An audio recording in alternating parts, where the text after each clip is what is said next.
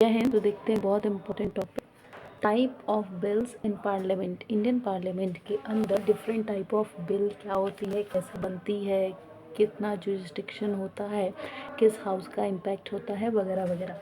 तो सबसे पहले एक बिल क्या होता है। बिल लॉ, न्यू लॉ अगर बनाना है उसका एक प्रपोजल माना जाता है। प्रपोजल मतलब कि यस, जैसे मान लीजिए कि अगर आपको कोई पसंद है, कोई क्रश है और आप उसके साथ रिलेशनशिप में जाना चाहते हो तो आप प्रपोज करते हो ना, वो न्यू चीज़ है, जाहिर सी बात है। आपको पसंद आया, फर्स्ट टाइम हुआ आपके लाइफ में, या मान लो कितनी बार भी हुआ, एक नए इंसान के साथ हुआ, तो आप उसको प्रपोज करने जाते हो, राइट। इनिशिएटिव ले रहे हो, फिर जब वो हाँ कर देता है तो आप लोग रिलेशनशिप में आ जाते हो। तो बिल का भी कुछ वैसा ही हाल है। बिल जो होता है एक न्यू प्रपोजल होता है, वही प्रपोज, जब मान लीजिए कोई न्यू आइडिया है किसी चीज़ से रिलेटेड, तो उसको सरकार जो है पार्लियामेंट के अंदर, लोकसभा या राज्यसभा प्रपोज करती है, प्रपोजल रखती है। और अगर वो सही रहता है, अगर सब कुछ ठीक रहता है, तो वो एक्ट बन जाता है, कानून जो हम सब पे लागू होता है और कंट्री के अंदर यूज़ होता है, समझे आप। तो proposal for new law existing, जो पहले से लॉ है उस पर भी कुछ चेंजेस करने हो, वो भी उसमें भी हो सकता है न्यू बिल के थ्रू, और अमेंडमेंट भी किया जा सकता है बिल के अंदर। तो सिंपल साधारण आप बिल का मतलब समझ गए होंगे। दो तरीके का बिल होता है, public bill, private bill. Public bill sensible चीज़ है, जैसे पब्लिक ऑफिसेज होते हैं वो गवर्नमेंट रिलेटेड होते हैं, पब्लिक यूनिवर्सिटीज़ होती हैं वो गवर्नमेंट यूनिवर्सिटीज़ होती हैं। तो उसी तरीके से पब्लिक बिल जो है वो कम्प्लीटली गवर्नमेंट रिलेटेड बिल होती है, वैसे प्राइवेट बिल जो होती है वो किसी इंडिविजुअल की भी हो सकती है। पब्लिक बिल क्या होती है, ये गवर्नमेंट के द्वारा गवर्नमेंट रिलेटेड बिल्स होती हैं। इसको सिर्फ मिनिस्टर्स ही इंट्रोड्यूस कर सकते हैं पार्लियामेंट के अंदर। Only ministers can introduce public bill in the parliament, ठीक है। और ये एग्जांपल अगर ले, पब्लिक बिल किस तरीके की होती है, जैसे टैक्सेशन, डिफेंस, फॉरेन पॉलिसी, और भी बहुत सारी गवर्नमेंट की जो पॉलिसीज़ होती हैं उससे रिलेटेड होती हैं। प्राइवेट बिल जो होती है, ये मेंबर बिल होता है, और इसको कोई भी मेंबर जो है पार्लियामेंट का, वो क्या कर सकता है, पार्लियामेंट के अंदर सबमिट कर सकता है, लेकिन पब्लिक बिल हमेशा एक मिनिस्टर करता है। और प्राइवेट बिल कोई भी मेंबर जो है पार्लियामेंट के अंदर वो कर देता है, मिनिस्टर नहीं करता। पब्लिक बिल और प्राइवेट बिल के अंदर कुछ basic differentiation. Public bill ministers introduce करते हैं, और प्राइवेट बिल जो है एनी पार्लियामेंट मेंबर कर सकता है। 7 day notice for introduction in house, 7 दिन पहले ये नोटिस देना पड़ता है कि यस भाई we are going to produce a public bill, और ये पब्लिक पॉलिसी से रिलेटेड होता है। वैसे प्राइवेट बिल 1 मंथ नोटिस के बाद दिया जाता है, और ये पब्लिक पॉलिसीज़ पे काम नहीं करता है। मनी बिल क्या होता है, मनी बिल जो आर्टिकल 110 लोकसभा को पूरा पावर देता है। मनी बिल से रिलेटेड सारा पावर जो है लोकसभा के अंदर है।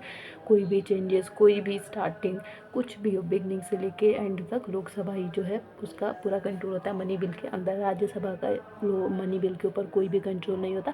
हाँ, अगर वो चाहे तो कुछ रिकमेंडेशन दे सकती है, लेकिन उसको मानना ना मानना भी लोकसभा के ऊपर। अगर लोकसभा चाहेगी, उसको लगेगा कि हाँ भाई इन्होंने जो सुझाव दिया, जो आइडिया दिया वो ठीक है, ऐड ऑन करने से फ़ायदा होगा, तो लोकसभा कर सकती है। अगर लगता है नहीं कोई ज़रूरत नहीं, हमारा आइडिया ठीक है, तो वो इग्नोर कर सकती है, और राज्यसभा उस पर कोई सवाल नहीं उठा सकती। सिंपल सा मतलब है कि मनी बिल का कंप्लीट पावर लोकसभा के पास होता है, और ये आर्टिकल 110 ऑफ इंडियन कॉन्स्टिट्यूशन इस चीज़ के बारे में बोलता है। और मनी बिल सिर्फ मिनिस्टर्स ही इस पर काम करते हैं या इंट्रोड्यूस करते हैं पार्लियामेंट के अंदर। और प्रेसिडेंट के रिकमेंडेशन पे किया जाता है पार्लियामेंट के अंदर मनी बिल को introduce. Not amend by Rajya Sabha, Rajya Sabha amendment नहीं कर सकती। अगर कर भी रही है तो मानना ना मानना लोकसभा पे, इसीलिए राज्यसभा करती भी नहीं है। और 14 डेज़ के बाद उसको विदिन 14 डेज उसको वापस करना पड़ता है रोज लोकसभा को मनी बिल, ठीक है। विद और विदाउट चेंजेस, चेंज किए करके या फिर बिना किए। और एक चीज़, कोई भी जॉइंट सिटिंग नहीं होती है इन दोनों हाउसेस के बीच में मनी बिल से लेके। क्यों? क्योंकि डोमिनेंस क्लियर पता है कि लोकसभा के हाथ में है, तो जॉइंट सिटिंग का तो कोई मतलब ही नहीं बनता। तो मनी बिल से रिलेटेड लोकसभा एंड राज्यसभा की जॉइंट सिटिंग नहीं की जाती है। और not return for reconsideration, reject the. Sensible सी बात है कि रिकन्सिडरेशन का भी कोई मतलब नहीं है, क्योंकि पावर जो है किसके पास है, लोकसभा के पास। मानना ना मानना उसके ऊपर है, तो रिकन्सिडरेशन का तो कोई मतलब ही नहीं बनता है। और रिजेक्ट और अप्रूव करना राज्यसभा के हाथ में ही नहीं, सारा कुछ लोकसभा ही करती है।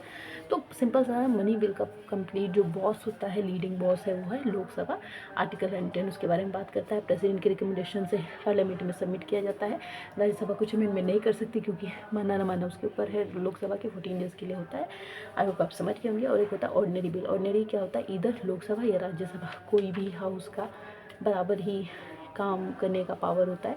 इधर मिनिस्टर, या तो उसको मिनिस्टर भी सबमिट कर सकते हैं पार्लियामेंट के अंदर, या फिर प्राइवेट मेंबर भी ऑर्डिनरी बिल को। और ये प्रेसिडेंट के रिकमेंडेशन के बिना किया जाता है, क्योंकि प्रेसिडेंट को थोड़ी एक एक इंसान जाके बताएगा एक एक आपके और मेरे जैसे कि भाई हम ये वाला बिल इंट्रोड्यूस करना चाहते हैं वगैरह ना।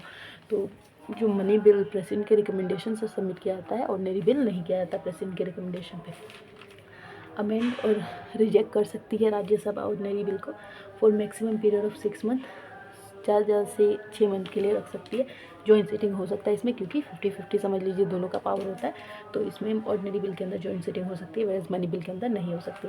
अप्रूव, रिजेक्ट और रिटर्न किया जा सकता है प्रेसिडेंट के लिए फॉर रिकन्सिडरेशन, कि भाई प्रेसिडेंट जी आप रिकन्सिडरेशन कीजिए, ऑर्डिनरी बिल को किया जा सकता है अप्रूव, रिजेक्ट और रिटर्न। इसके अलावा अगर बात करें तो देखिए कुछ टाइप्स ऑफ बिल होती हैं इंडियन पार्लियामेंट के अंदर।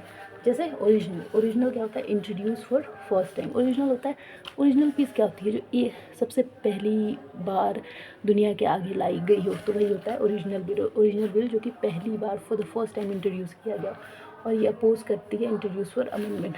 ठीक है, अमेंडमेंट को अपोज, क्योंकि जो चीज़ अभी तक इंट्रोड्यूस ही नहीं की गई थी उसमें अमेंडमेंट कैसे हो सकता है, वो तो एकदम न्यू आइडिया, न्यू थॉट है, तो फर्स्ट टाइम इंट्रोड्यूस किया जाता है, बिल्कुल new thing, that is original bill of Indian parliament. उसके बाद अमेंडिंग बिल। अमेंडिंग बिल क्या होता है, इसको मॉडिफाई चेंज किया जा सकता है, अमेंड किया जा सकता है, और जो एग्जिस्टिंग एक्ट है उसको रिवाइज करने का काम करती है अमेंडिंग बिल, और क्लैरिफाई या अपडेट करने का भी, कुछ ऐड ऑन करना है या कुछ लग रहा है कि भाई लोकसभा को लग रहा है कुछ ये नहीं होना चाहिए, राज्यसभा को लग रहा है, तो सब क्लैरिफाई वगैरह कर देती है, अपडेट कर देती है, अमेंडिंग बिल के थ्रू होता है ये सब।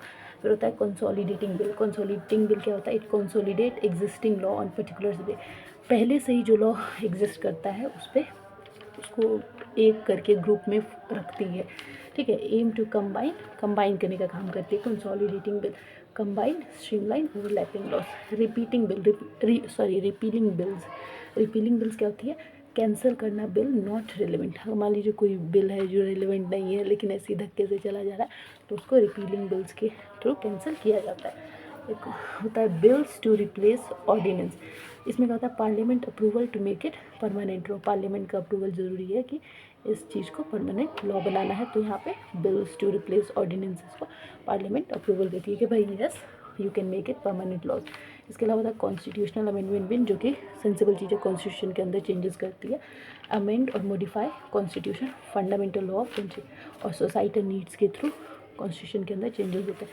अभी जो रीसेंट बिल्स हैं पार्लियामेंट के, वो कौन से कुछ चल रहे हैं 2024 के अंदर। Public examination prevention of unfair means, जो बच्चों के एग्जामिनेशन होते हैं उसमें जो प्रॉब्लम्स आ रही है उसके रिलेटेड बिल 2024 निकाला गया।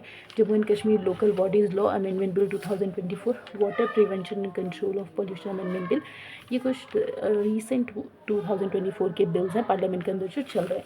इसके अलावा फाइनेंस बिल एक होता है, it is concern with financial matter different from money bill. मतलब फाइनेंशियल बिल जो होती है ये फाइनेंशियल मैटर से डील तो करती है लेकिन मनी बिल से डिफरेंट होती है। तो ये होता है type of bill in parliament. I hope आपको समझ में आया होगा। अगर अच्छा लगेगा तो लाइक कर देना, शेयर कर देना, और खान एंड को सब्सक्राइब कर देना। Thank you.